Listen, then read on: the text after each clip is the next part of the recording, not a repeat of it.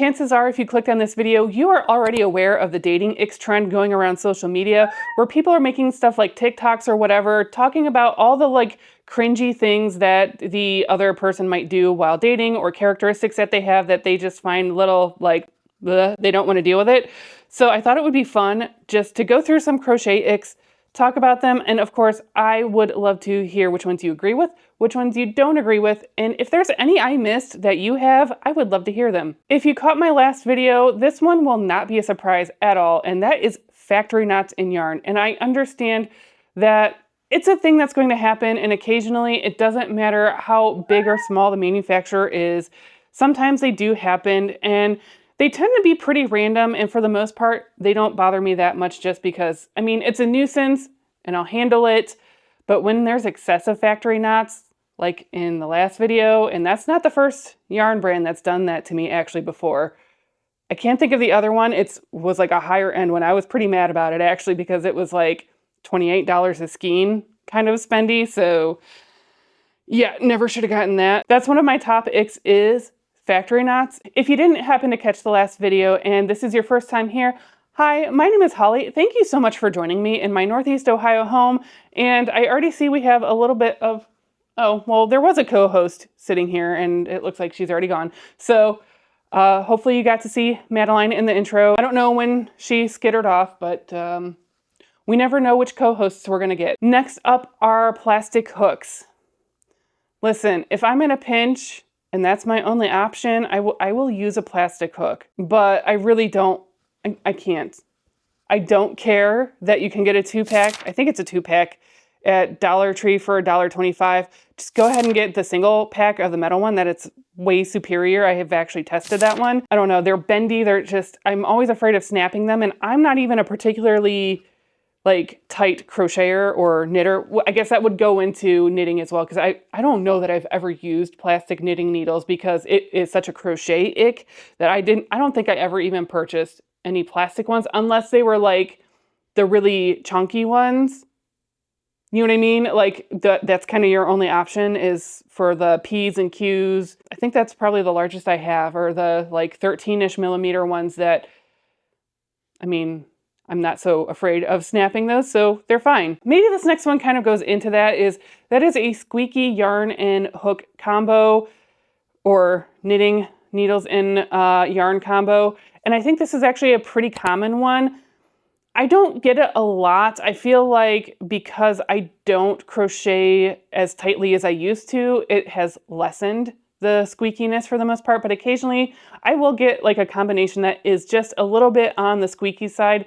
And in that case, I might switch my hook out because I do typically have only metal hooks. Some of them have a little bit of that pebbled like texture to them. And then I have a few resin hooks. So sometimes I'll grab the resin hook because that's what I had and that's what I got started with. And then I'll just end up switching to metal or whatever. And I think by and large, just switching out the material type or the slick versus pebbled, or is it pebbled? I don't know. It's got a little bit of a texture, and that makes a huge difference on whether something squeaks or not on the hook or needles, and so I will avoid it. Another issue I've had, yes, I have actually experienced this in knitting needles as well, is because I love my metal hooks, is I cannot stand when I get a burr on a metal hook. And what a burr is, it's like this little imperfection, like this little, it's not an intentional texture, it's just one random one, and it like constantly catches on the yarn. I think I still have one hook that does that. I need to figure it out. I think it's an F hook. I think it's, the fact that I'm sitting here thinking it's my green F hook tells me like I really should just replace it and throw it out and just have that be the end of it. But I have also had that more so on the joins of circular knitting needles, and did I throw those away? I don't know. I would have to go through them. I know I have so much organizing to do on my hooks and, well, yarn and everything. I just feels like a winter project. So anytime there's like a crimp or burr or something that's not supposed to be there that catches on the yarn, that is just ick to me. That might be one of the worst icks, actually, because that can really ruin your whole experience until you can find a replacement hook or needle. Maybe. Number 5 on the list might be surprising because I just talked about this as a positive thing in my last video and it was specific to that garment, and that is seaming. And listen, I will seam when it makes sense. I absolutely will, for the integrity of the garment and the structure of the garment. It's just not my favorite thing to do. And I think I tolerate seaming and crochet better than I tolerate seaming up knitting projects, and I don't really know why that is. I think I really just struggle with picking up like the ladders or something. I don't know. I really just need to take like a real good finishing class, and maybe that will help. Like, what I mean by finishing class is like a class that helps you learn how to better weave in your ends, seam things, block things. I know they have existed.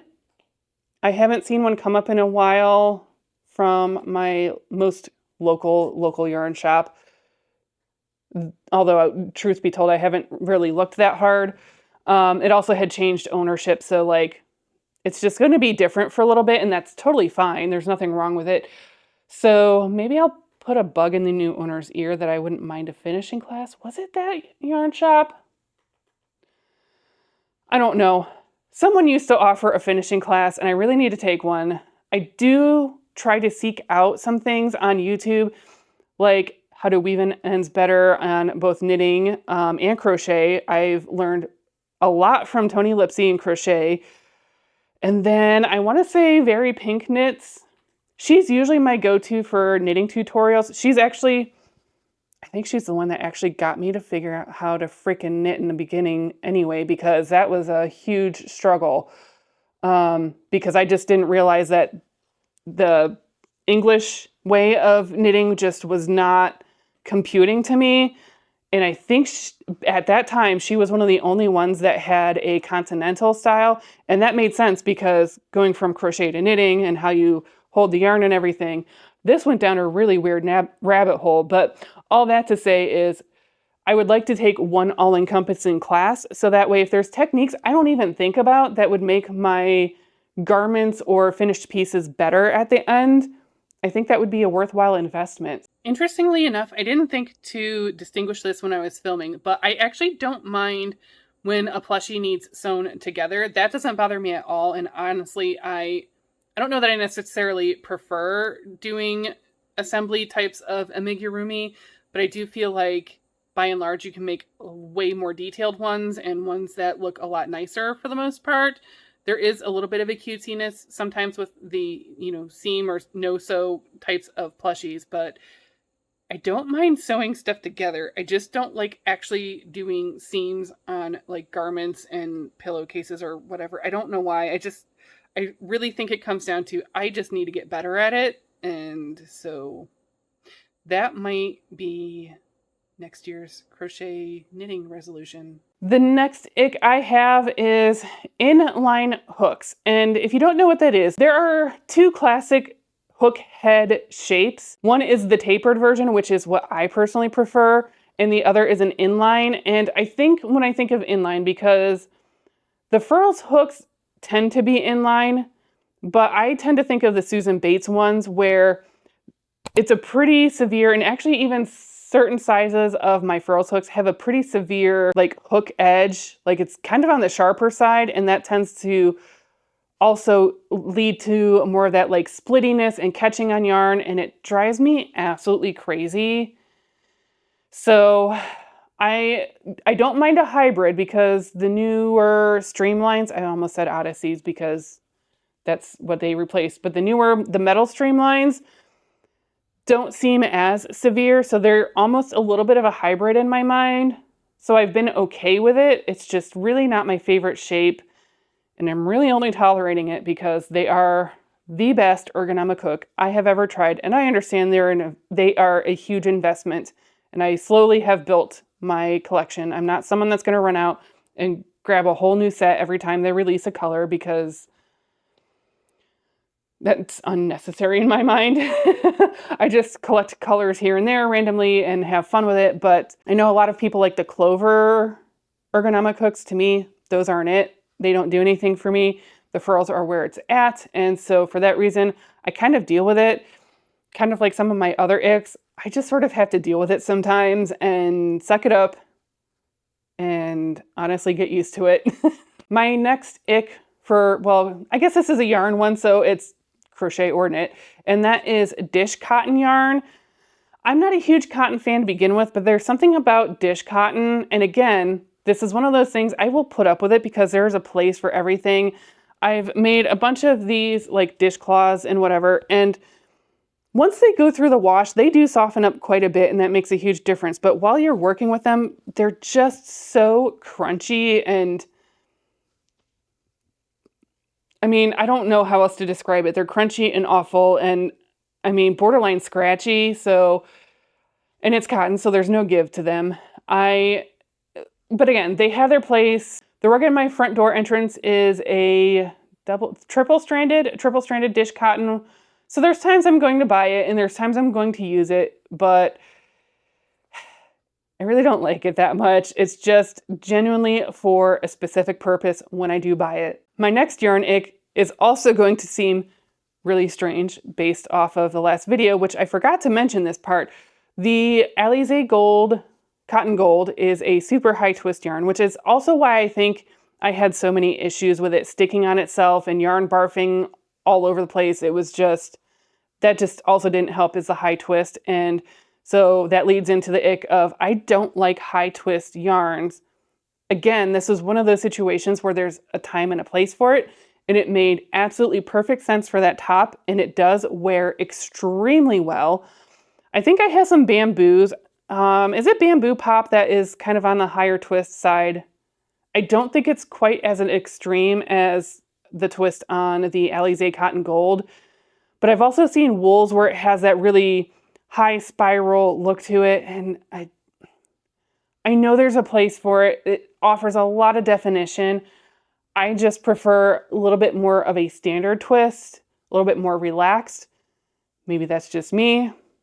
I don't know what it is. I don't even have an explanation for it, honestly. My next ick is not so much for actually crocheting or knitting or yarn, but it's the people around you that get to be gimme pigs. And gimme pigs can show up in a few different ways. One of them is, oh, well, you can just make me insert whatever they want, a sweater, a blanket, because it's usually something ridiculous that they want.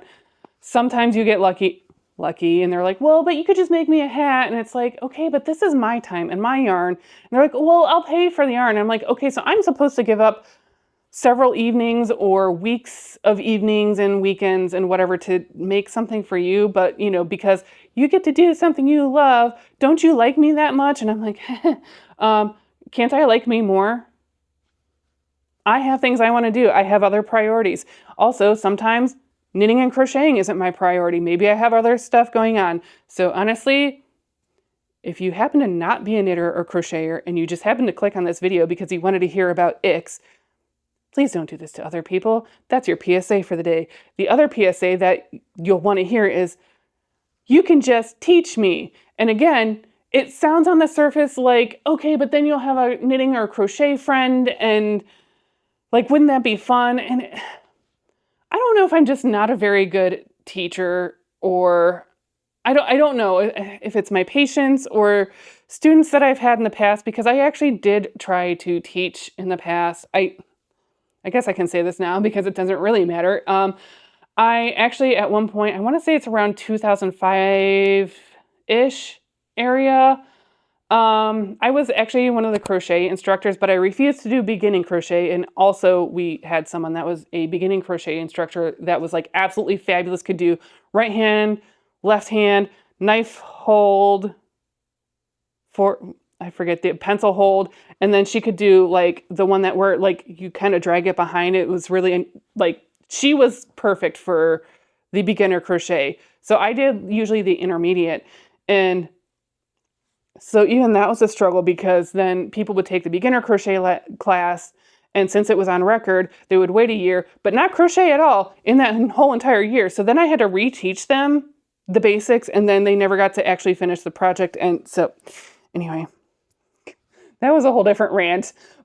All that to say is, teaching knitting or crocheting, some people have a good gift for teaching knitting and crocheting. I can think of my very good friend Bonnie, who is just absolutely lovely, and I think she still does that part-time, maybe, I don't know. And she charges too. So like, don't expect to, just learn for free, because that's the other thing is they always want it for free, but you can just teach me for free. And then I'm like, okay, but you could go to YouTube and also learn for free on here. And they're like, I tried it. And I'm like, did you try though? But did you try? Do you know how many knitting videos, like beginner knitting videos I watched in, well, 2010 is when I actually finally figured out from Very Pink Knits. But even before that, how many times I actually tried, you have to be okay with sucking a little bit. So suck it up, suck for a little bit, and then you'll be better. But no one wants to do that. They get frustrated, and then their patience is gone. My patience is gone. I should not be teaching anyone how to knit or crochet. I think that's where that landed. Just don't be the guinea pig that is like, but you can just, and here's the thing. I don't mind if you're stuck on something, trying to help you through it or explain it, or if you made a little bit of a mistake, okay, like, can I help you maybe fix it? If it's within my skill set, sure. Do you already know the basics and you're wanting to kind of learn something I know how to do? Fine. Stop asking people to give up their precious crafting time to suit you, please.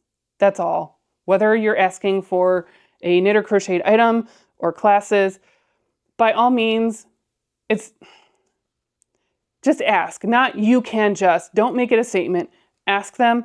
Also, it's nice if you offer something. And if you can't offer money, at least offer like, hey, if I make you dinner, cookies, whatever. But no one wants to do that. They just want all this stuff for free. And that's what makes you a gimme pig. Number 10 is also kind of a two-parter. I'm going to put them in. And that's the yarn police and technique police. The yarn police, listen, we know about acrylic. We know about microplastics. It is 2025. You do not need to educate us. We know what we're doing. It's what we can do that makes sense. We can afford in our budget of yarn. And would I love to do better? Sure. Also, sometimes acrylic and nylon are the things that make the most sense for a particular item that you're making, or if you are gifting to someone, that's what makes sense. So, cool it, please. On the whole yarn policing thing, I've gone down this before, especially those of you that are like, oh, you can't have acrylic, blah, blah, blah. And you're holding your little Instagram-worthy little like Starbucks plastic cup because you have the reusable ones that you're wasting in the cupboard, but you can't see the pretty drink inside. So that's what goes on Instagram. So you have to get the like plastic cup every day at Starbucks anyway. So like, explain that one to me, please. And then the technique police are the ones that are like, you're doing it wrong. You're doing it wrong. Okay, at the end of the day, are you getting either the correct result, which by and large most people are, or I'd actually heard of a story once where I think it was a knitter whose stitches kept coming up twisted, and so it's a slightly different V. And at the end of the day, someone was like, hey, do you want me to show you the right thing?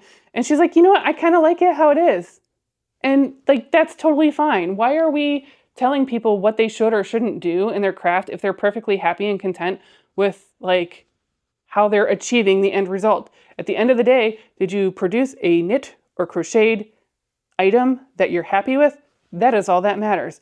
And if you're not happy with it, okay, well then there's shit I make that I don't like at the end of the day. Like, we all have stuff that doesn't turn out well. Actually, I have a recent finished object and I'm not even going to change it. I finally finished these socks. I had a different vision on this speckled yarn of how it was going to turn out for the heel. This is not the vision that I had. I think it looks awful, but it's a sock and it's going to get worn around the house or in a shoe, so who cares? So I don't know, just the pursuit of perfection, just let it go. Be happy with your crafting as it is. The next ick is, I've talked a lot about knitting and crocheting, and I feel like there was a time, and largely it's getting better. And I think it's because of this era that we're in of YouTube and social media where everyone's kind of intermingling their crafts. And that was the whole knitters versus crocheters mentality. And I actually thought about making a video on this because I think it was Mark Vogel that was like, he thought he'd never experienced it or didn't get it. And, he didn't know like how to speak on it and who would. And I thought, boy, I could really go down a whole rabbit hole on this because I started out as a crocheter for many, many years. And so I always felt looked down upon by knitters because, knitters at that time felt like they were superior. I feel like that has lessened a lot now and it's not as severe, and not to say that it's not there, but I think the divide has kind of shrunk. And I can even think of the yarn shop's not even open anymore, but the one that would have been like super close to me. I think the first time I went in there, I only knew how to crochet and I just got that like, oh, okay. And like didn't get helped or anything. I don't even know why I spent money other than like that was when I was young and you feel like when you stop in somewhere that you have to buy something, and I don't know why. Like I'm getting better at that. I'm getting better at it. Just because I walk in and walk out without something doesn't mean I've committed a crime. It's okay. But interestingly enough, obviously for the most part, I avoided that shop after that. But once I became actually a pretty skilled knitter, I needed buttons for something, and I will say the selection of buttons at this particular shop at the time was bar none. So I was like, all right, fine, I'll go in there. And I took my knitted piece in with me because, I wanted to match it up. And clearly I wasn't stealing yarn. I had this whole thing knitted up. And then the owner was like, oh my gosh, that's beautiful and amazing. And I'm just like, is this seriously happening right now? Because obviously she didn't remember me from, I don't know how many years prior to that, but like,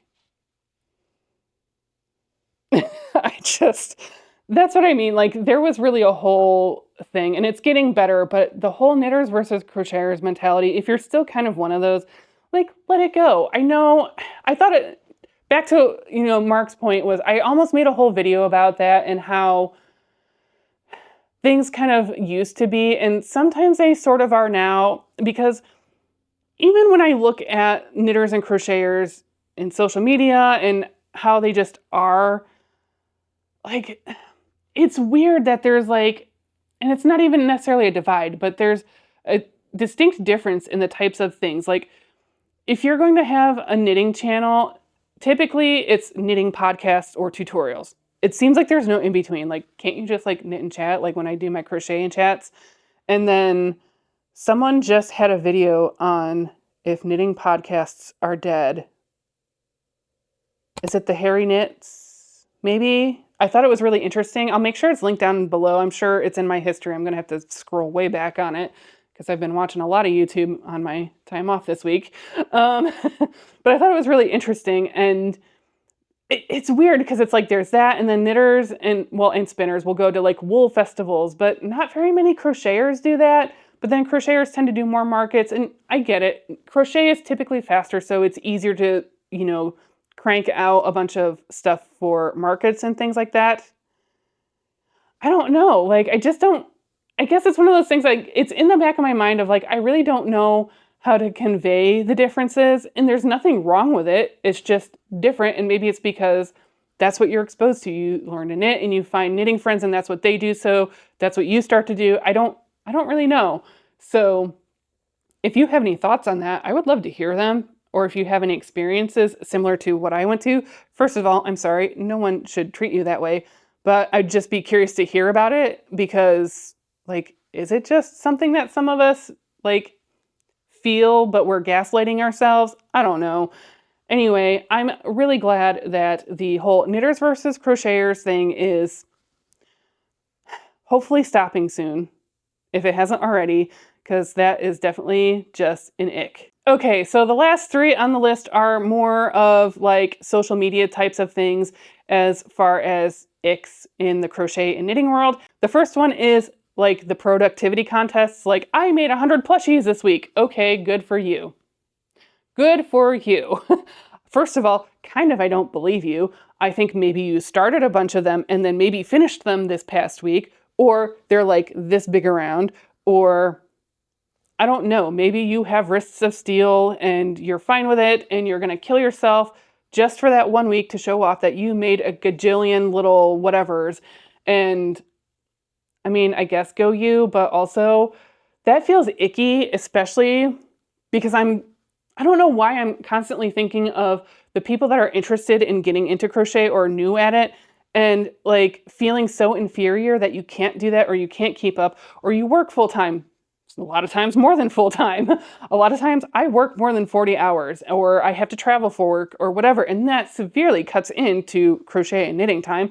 So I'm not going to be able to, you know, go, oh, look, I made 100 little bees or whatever. And also I'm not really interested. I'm not doing markets. So I guess there's really no need for me to do that, but it just feels weird. I don't mind when it's like, hey, how much can I crochet in 12 hours or 24 hours or whatever the case is. Those are kind of interesting. And for the most part on those, I don't get the sense that the person is like intentionally trying to like speed crochet or knit for the sake of the video necessarily. It feels pretty natural, at least the ones that I've seen. Maybe I'm wrong. Maybe I haven't, well, I know I haven't seen them all. That's impossible. I don't love it. It's like I kind of want you to be proud of it, of yourself, but it just feels icky to me because I don't want anyone to feel like they can't compete or they can't keep up or they have no business showing their stuff on social media because they can't keep up. So I don't know why that bugs me, but it really does.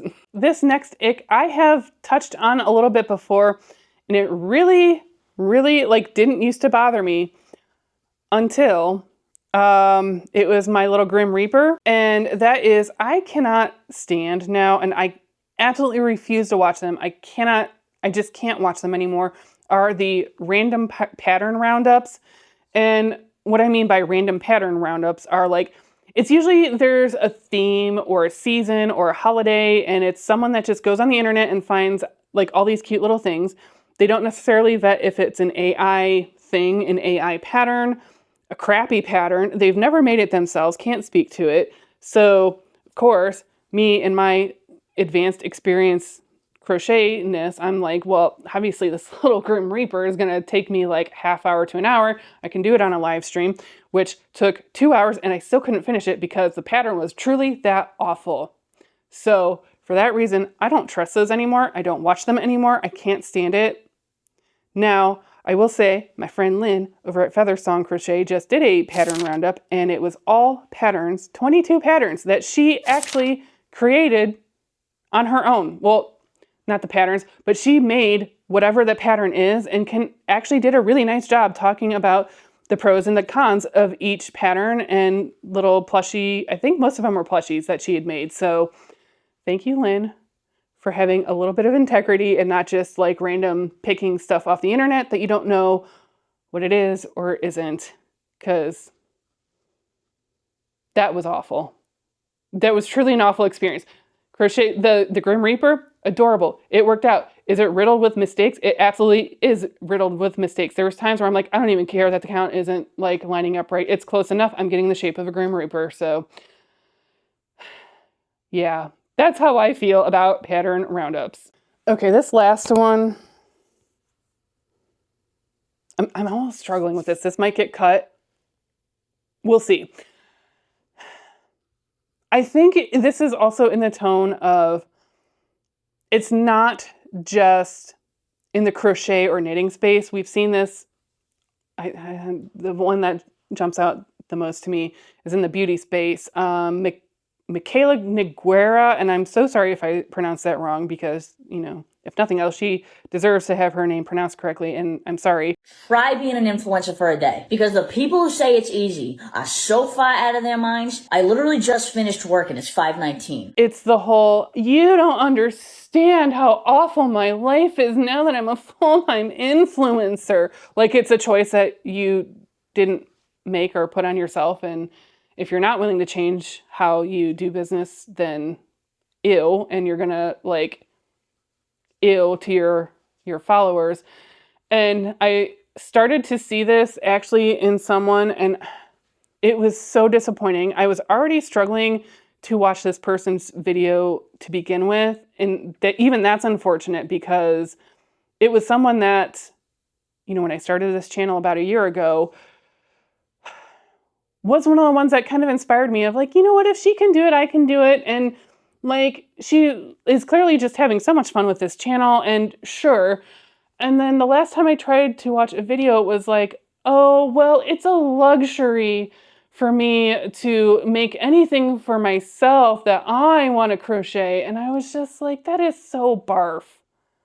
Like, so barf. Like, I'm sorry, but I'm watching you and I'm supporting you. You are not going to make me feel bad or guilty or whatever because you chose to go a certain route with your yarn influencing or whatever. And I don't know, it's just, tell me if I'm wrong about that, if I'm way out of line. That bothered me. I know we all have stuff about our jobs that we don't like to do. Like my day-to-day job, there are certain things that when it hits my like task list, I'm just like, and I can maybe even to one or two of my work friends vent of like, I can't stand doing these. Why? We all do it. Just to like publicly come on and just, everyone that got you to where you're at, you're going to like flat out say like, or make it seem like it's so inconvenient now that you're doing this thing. And I'm sorry, I'm going to have to unsubscribe if I didn't already. I know I just like, as soon as I heard that, I bounced off the video. That kind of stuff drives me crazy. Like, to me, being able to create a YouTube channel, like,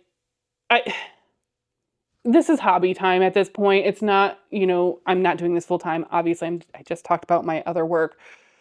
But it's still such a blessing to like reach out and connect with other people, hear your thoughts. You get to hear my thoughts. We can agree and disagree in the comments, whatever, have all these great discussions. I just think it's so amazing that we in 2025 can do this. And it is so easy, especially like if you have a smartphone, that's all you need to do to like get a channel started. That's how I got started. Did I eventually invest in a slightly better camera? Yes.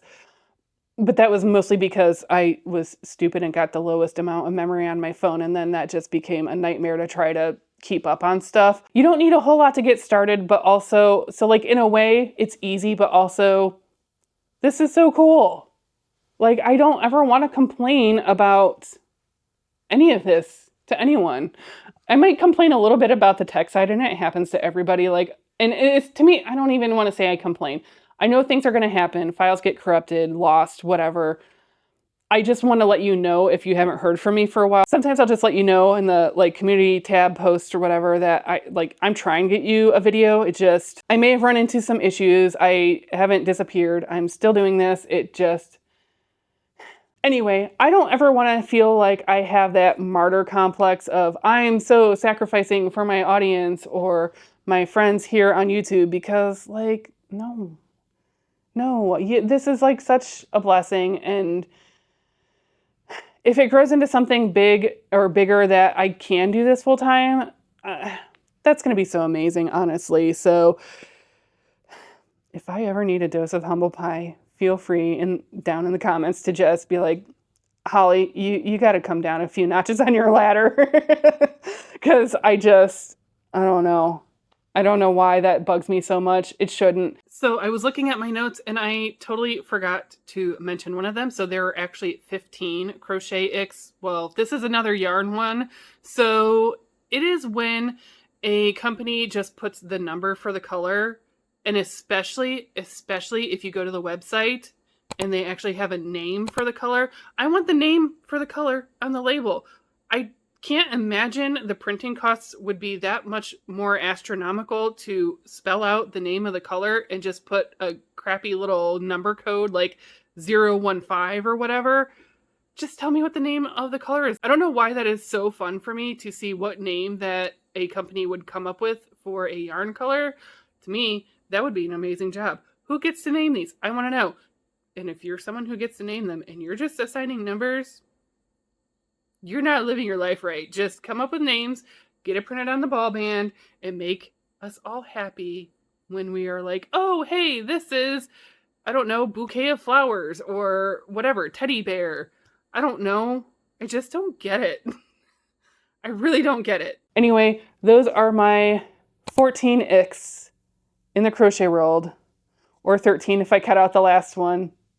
You know what? I'm going to leave it in. I'm going to leave it in because if you watched this far, you deserve to hear all 14. Anyway, I'm so excited about my next video. I have actually been working on this one for months. I haven't filmed it yet. I've done a ton of research on this phenomenon. Thank you so much again for choosing to hang out with me, whether it was your first time or your 50th time. I don't know how many videos I have on the channel, so that might not even be an accurate statement.